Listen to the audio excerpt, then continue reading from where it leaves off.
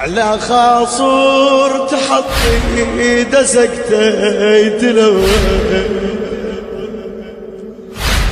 يدور بالخيام وهو مودعته انقلب شكل الحسين يجرني في سقوه بحيث يلتصدني قوة عرفه هو يتلوى كل ساعة ويطيح القاع وينادي يا ابني لو تسمعي الصوت